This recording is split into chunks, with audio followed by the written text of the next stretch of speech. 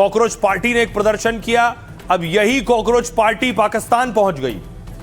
एक वहां देखिए सोशल मीडिया पर हैंडल बना और रातों रात उसके फॉलोअर लाखों में हो गए। इसका नाम है कॉकरोच पार्टी पाकिस्तान, CPP।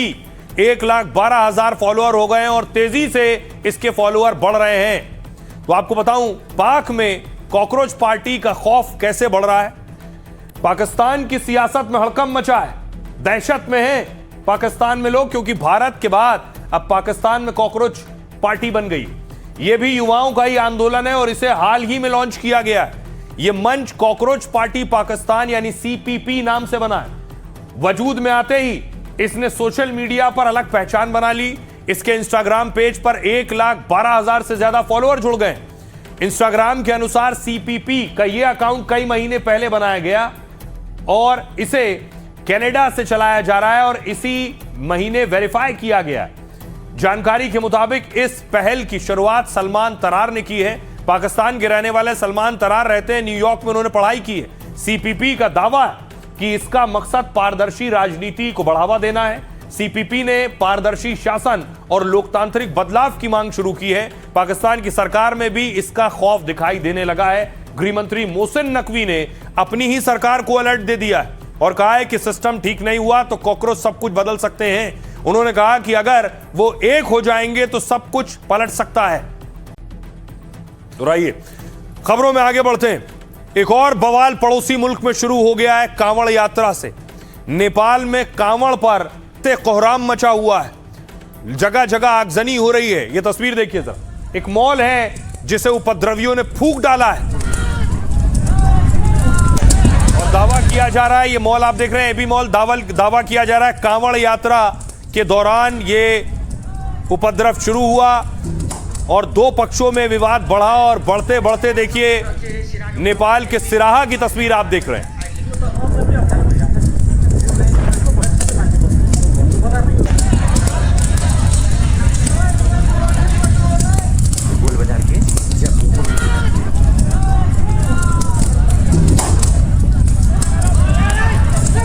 तस्वीर में आपको दिखाऊं कि कैसे जनकपुर में एक दुकान में आग लगा दी गई है।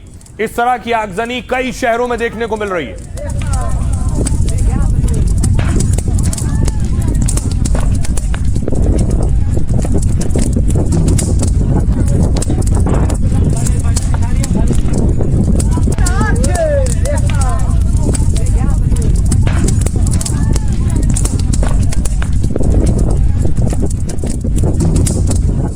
न सिर्फ दुकानें जलाई जा रही हैं, देखिए एक घर है, उस घर में उपद्रवी पहुंच गए हैं। घर पर देखिए लाठियां फेंक रहे हैं, पत्थर फेंक रहे हैं, घर को घेर लिया है चारों तरफ से।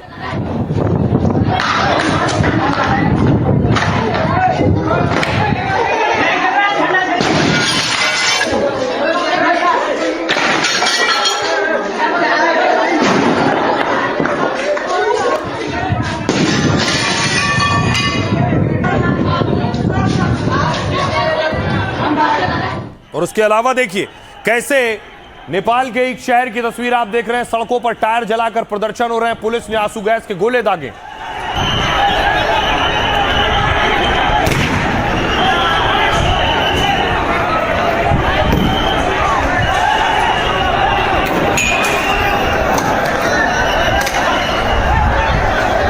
बताया जा रहा है कि कांवड़ यात्रा में डीजे बजाने से शुरू हुआ था यह बवाल।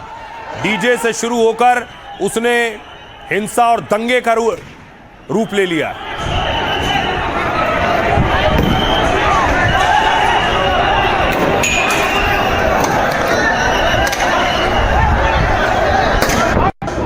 अगली तस्वीर देखिए नेपाल की है। लोग सड़कों पर बैठ गए, नारेबाजी कर रहे हैं, प्रदर्शन कर रहे हैं और मांग कर रहे हैं कार्रवाई की। हिंदू माटी दबंग करना बंद कर दो। सनातन हिंदू एक नेपाल पूरा हिंदू राष्ट्र कायम है। नेपाल पूरा हिंदू राष्ट्र कायम है। नेपाल पूरा हिंदू राष्ट्र कायम है। नेपाल के महाराजगंज की तस्वीर देखिए। अलग अलग शहरों में ये हालात हैं। हाथों में मशाल लिए हुए हैं अलग अलग झुंड और अलग अलग भीड़।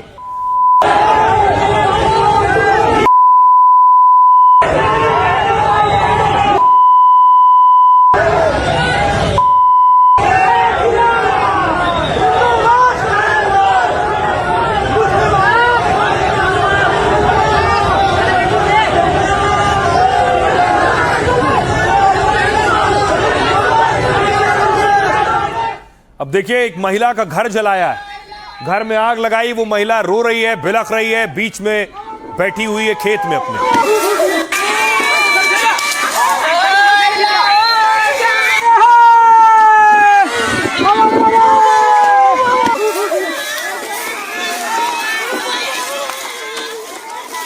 ढाल बचायो सुना कतिवटा के हुन्छ थाहा हुँदैन।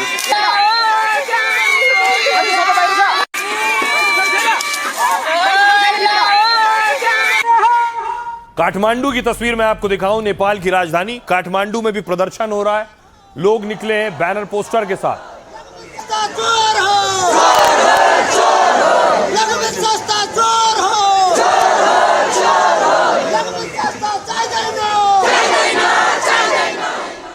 दूसरी तरफ ये जय श्री राम के नारे लग रहे हैं, लोग प्रदर्शन कर रहे हैं, टायर में आग लगा दी है लोगों ने।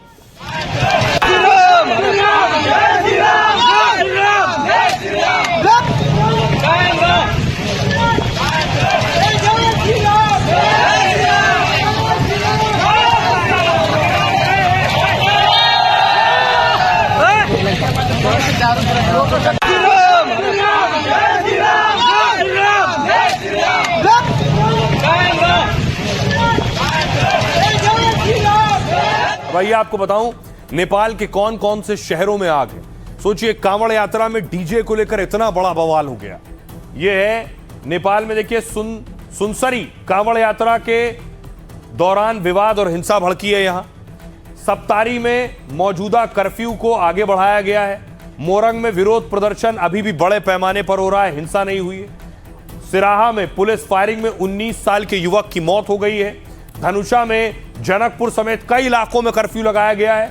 परसा में तनाव के चलते कर्फ्यू लगाना पड़ा है। इसके अलावा देखिए, इसके अलावा अभी भी हालात तनावपूर्ण बने हुए हैं। जो तस्वीरें आ रही हैं वो चिंता बढ़ाने वाली हैं। दुकानों को टारगेट किया जा रहा है, घरों को टारगेट किया जा रहा है। एक और तस्वीर देखिए जरा, इस दुकान में आग लगा दी गई है, जलाकर फूंक दी गई पूरी दुकान।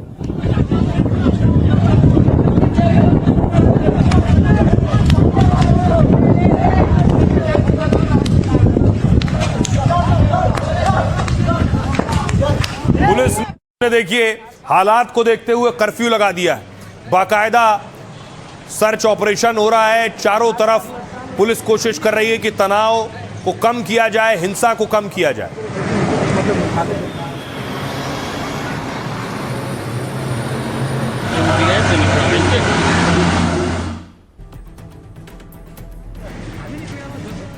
और आइए अब आपको बताऊं कि आखिर ये सारा हंगामा और बवाल हुआ क्यों। नेपाल के कोशी प्रांत में यह पूरा बवाल उस वक्त शुरू हुआ जब धार्मिक आयोजन के दौरान दो समुदाय भिड़ गए। सुनसरी जिले में दावे के मुताबिक कांवड़िये दरअसल जा रहे थे। इस दौरान रविवार को डीजे और लाउडस्पीकर बज रहे थे। दूसरे समुदाय ने तेज आवाज पर आपत्ति जताई तो बहस हो गई। फिर शुरू हुआ विवाद। देखते देखते हिंसक हो गया और झड़प में बदल गया। कहा यह जा रहा है कि धार्मिक झंडे दिखाने को लेकर टकराव हुआ, जिसके बाद दोनों समुदायों में जमकर हिंसा और बवाल हुई।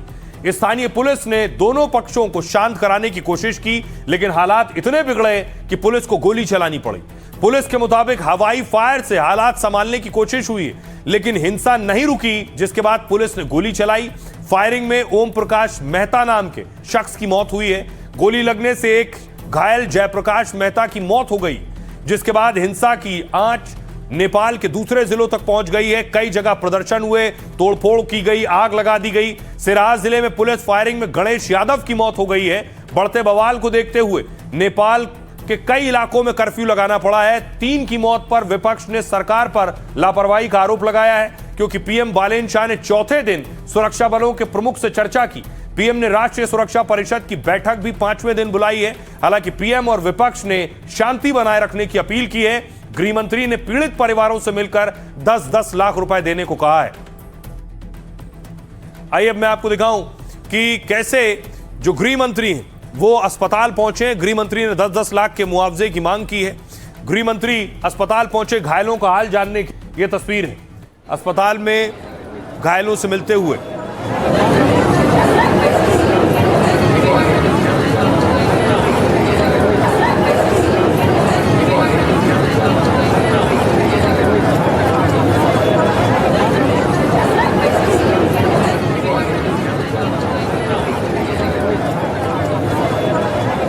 यस दुःखद घटनामा परि निधन हुनुभएका हाम्रा नागरिकहरू जयप्रकाश मेहता, ओमप्रकाश मेहता र गणेश यादवप्रति म भावपूर्ण श्रद्धाञ्जली अर्पण गर्दछु।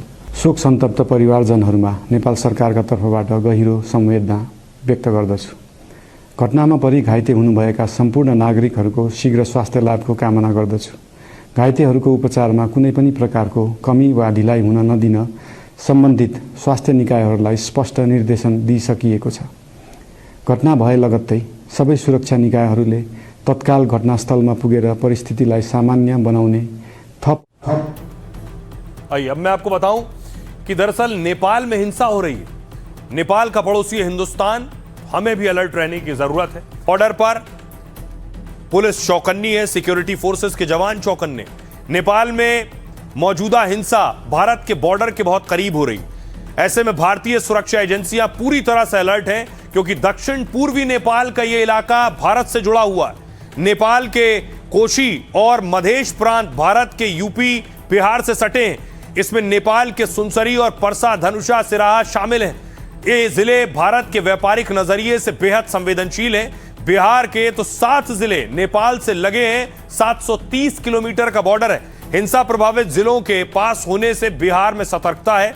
दावा यह है कि सुरक्षा बलों की संख्या बढ़ाकर यहां अलर्ट किया गया है। बॉर्डर पर भी चौकसी बढ़ाई है। आने जाने वालों पर नजर रखी जा रही है। भारत नेपाल सीमा से जुड़े कई अहम मार्गों पर सुरक्षा बढ़ा दी गई है। हिंसा फैलने की आशंका में नेपाल प्रशासन ने भी सख्ती की है। वीरगंज में 5 या उससे ज्यादा लोगों के इकट्ठा होने पर रोक लगाई गई है। रैली, धरना और सार्वजनिक सभाओं पर भी रोक लगा दी गई है। सुनसरी में ईस्ट वेस्ट हाईवे समेत कई इलाकों में कर्फ्यू बढ़ा दिया गया। दरअसल नेपाल का सबसे बड़ा व्यापारिक साझेदार भारत है। नेपाल के कुल वैश्विक व्यापार का 60% से ज्यादा हिस्सा अकेले भारत के साथ खुली सीमाओं के जरिए होता है। ऐसे में स्थानीय व्यापारियों को आर्थिक नुकसान का डर सता रहा है, क्योंकि कानून व्यवस्था बिगड़ने से नेपाली ग्राहक नहीं आ रहे हैं। सुनिए जरा क्या कुछ कह रही है नेपाल की पुलिस। विविधता में यह दुखद विषय है कि विशेषकर पूर्वी तराई के कुछ स्थानों पर धार्मिक सद्भाव को भंग करने और डर, आतंक का माहौल बनाने वाली गतिविधियां देखी जा रही हैं। सामाजिक एकता को भंग करने के उद्देश्य से सोशल मीडिया पर अफवाहें फैलाना, भड़काऊ बयान देना या कानून का उल्लंघन करना किसी के हित में नहीं है। इस संवेदनशील घड़ी में नेपाल पुलिस सभी नेपाली भाइयों और बहनों से संयमता, सहिष्णुता और आपसी सम्मान के साथ एक दूसरे की संस्कृति, संस्कार और आस्था का सम्मान करते हुए सामाजिक सद्भाव, राष्ट्रीय एकता और भाईचारे को बनाए रखने की हार्दिक अपील करती है। यस संवेदनशील समयमा